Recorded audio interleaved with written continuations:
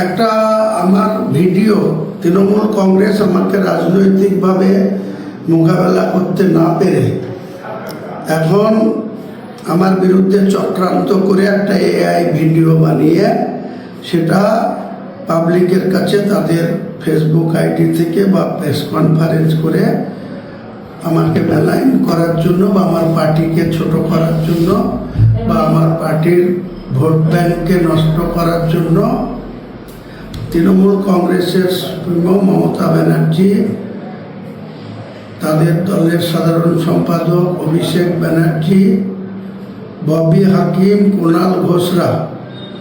এর আগে আপনারা দেখেছেন যে ববি হাকিমকে স্টিং কাউন্টে টাকা নিতে দেখা গিয়েছিল, সুদীপ বন্দ্যোপাধ্যায়দের টাকা নিতে দেখা গিয়েছিল, সৌগত রায়দের টাকা নিতে দেখা গিয়েছিল।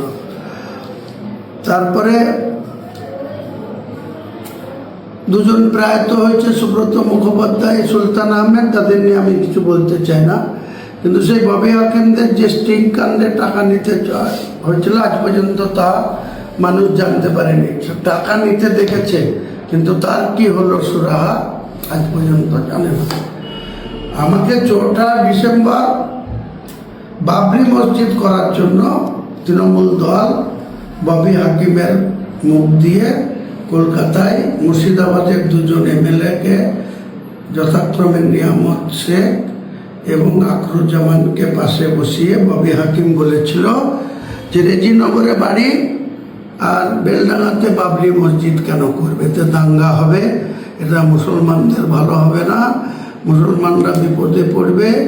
তাই তৃণমূল কংগ্রেসের সাথে সম্পর্ক ছেদ করেছিল, ববি হাকিম ডিক্লেয়ার করেছিল। আজ পর্যন্ত আমাকে অফিসিয়ালি কোনো চিঠি দেওয়া হয়নি, কোনো কিছু করা হয়নি, কিন্তু আমাকে সাসপেন্ড করেছে।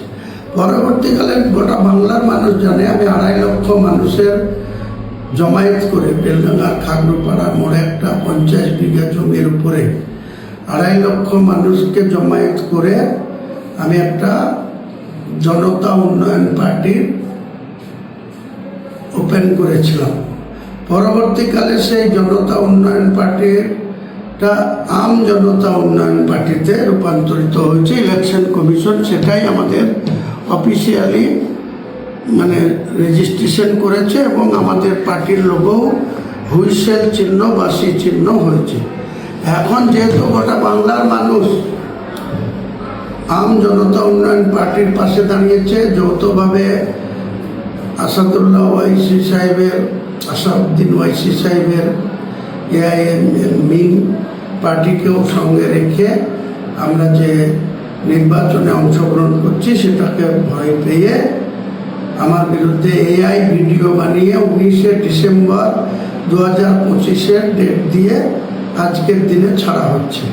আমার মমতা ব্যানার্জির কাছে, অভিষেক ব্যানার্জির কাছে, কুণাল ঘোষের কাছে, ববি হাকিমের কাছে প্রশ্ন, 19 ডিসেম্বর তো মুখ্যমন্ত্রী ছিলেন, চিফ সেক্রেটারি ছিলেন, হোম সেক্রেটারি ছিলেন, রাজ্যের প্রশাসন ছিল, তৃণমূল কংগ্রেসের এসব নেতারাও ছিল। তাহলে 19 ডিসেম্বরের যদি এই ধরনের ভিডিও তাদের কাছে থেকে থাকে, আমি কার সঙ্গে কথা বলেছি, কার সঙ্গে চুক্তি করেছি, তাহলে অপর দিকে কে? ভারতবর্ষের প্রধানমন্ত্রী না, স্বরাষ্ট্রমন্ত্রী না, বিজেপির সর্বভারতীয় সভাপতি না, রাজ্যের সভাপতি শ্রমিক ভট্টাচার্য না, leader of the opposition Suvendu Adhikari? সেটা দেখানো হোক যে আমার সঙ্গে তাদের কথা হয়েছে। এটা যদি দেখাতে পারে তাহলে গোটা রাজ্যের মানুষের কাছে আমি করজোড়ে ক্ষমা চেয়ে নিয়ে রাজনীতি থেকে বসে যাব। আর যদি না দেখাতে পারে তাহলে আমাকে বা আমার পার্টিকে ছোট করার জন্য, বাংলার মানুষের আমাদের সম্মানহানি করার জন্য যে কর্মকাণ্ড করছে মমতা ব্যানার্জি, অভিষেক ব্যানার্জি, কুণাল ঘোষ, ববি, তাদের বিরুদ্ধে আমি আইনগত ব্যবস্থা নিতে বাধ্য হব বা আমার মান সম্মানের যে ক্ষতি হয়েছে, আমার পার্টির যে ক্ষতি হয়েছে সেটার ক্ষতিপূরণ হিসেবে তাদের বিরুদ্ধে মানহানি মামলা অনারেবল হাইকোর্টে করতে বাধ্য হব। হয় প্রমাণ দিক আর নাহলে মামলা খাওয়ার জন্য প্রস্তুত থাকুক মমতা ব্যানার্জি, অভিষেক ব্যানার্জি এরা।